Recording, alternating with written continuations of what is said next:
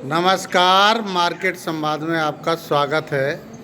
आप जो मंदिर को देख रहे हैं ये चतुर्भुज मंदिर है ओरछा धाम का, और भगवान विष्णु विराजमान हैं सामने। उन्हीं को चतुर्भुज भगवान के नाम से विराजमान किया गया है। माँ राधिका, कृष्ण भगवान, विष्णु भगवान सब उन्हीं के कृपा है। महाराज का महल है ये, ओरछा के जो राजा थे। महाराज, क्या है इतिहास यहाँ का?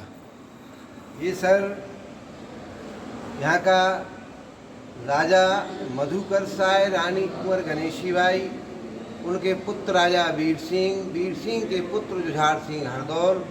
ये 16वीं शताब्दी की बात है। रानी राम के भक्त थी, राजा कृष्ण के थे। राजा चाहते थे कि अपन एक प्राणी है, एक भक्ति करो। रानी ने कहा नहीं, मैं राम भक्त हूँ, राम भक्ति नहीं छोड़ पाएंगे। तब राजा ने गुस्से से कह दिया कि सच्चे राम के भक्त हो तो राम को अयोध्या से लेके आओ। रानी ने सोचा, राजा को अपनी भक्ति का विश्वास किया, मेरी राम भक्ति का कृष्ण भक्ति का विश्वास नहीं।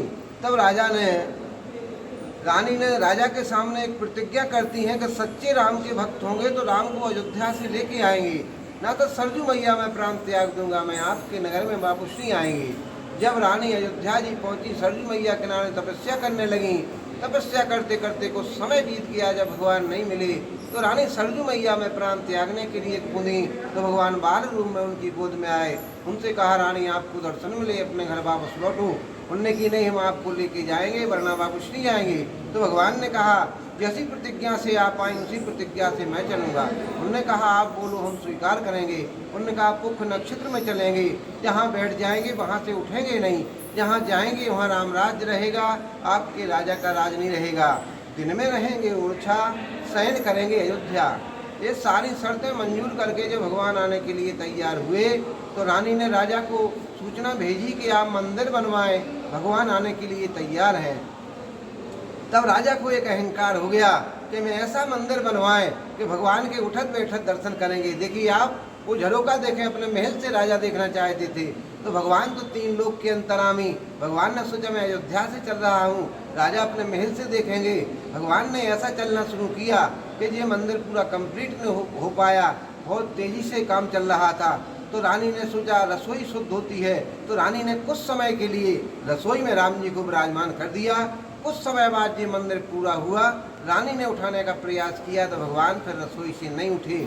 जब नहीं उठे तो रानी ने मंदिर वहीं बनवाना शुरू कर दिया। राजा कृष्ण के भक्त थे, राजा ने सोचा भव्य मंदिर बनवाया।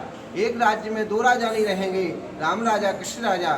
तब राजा ने यहाँ विष्णु भगवान, लक्ष्मी जी, राधा और कृष्ण भगवान, तो ये चतुर्भुज के नाम से बोले जाते हैं, वो रामलला सरकार के नाम से। वहाँ रानी महल, जहांगीर महल, शीश महल, प्रवीण महल, थोड़े आगे बेतवा नदी जो भोपाल से निकली हुई है, कंचन घाट, छतरियाँ याददाश्त के लिए, चतुर्भुज मंदिर, राम मंदिर, फूलबाग में हरदौल जी का चबूतरा, तो सावन भादो के नाम से खम्मा बोले जाते हैं। राम मंदिर के पीछे लक्ष्मी जी का मंदिर है। इसीलिए भगवान को एक राजा के रूप में सलामी दी जाती है।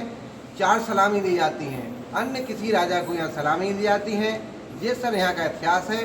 श्री राम राजा सरकार की जय हो। परमात्मा ने महारानी और राजा की दोनों की जो प्रतिज्ञा थी पूर्ण कर दी। यहाँ राजा का भरोसा हो गया विष्णु भगवान पर, वहाँ माँ जो रानी थी उनकी भी प्रतिज्ञा हो गई। तो दोनों को झलाझल हो रहा और 2 जनन के भगवान पुज रहे। ये पंडित जी ने पूरी विस्तार से शॉर्ट में इतिहास बताया।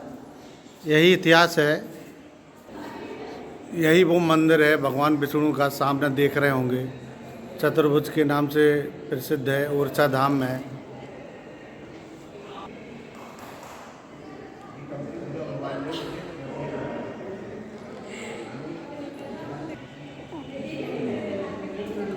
कितना खूबसूरत महल बनवाया था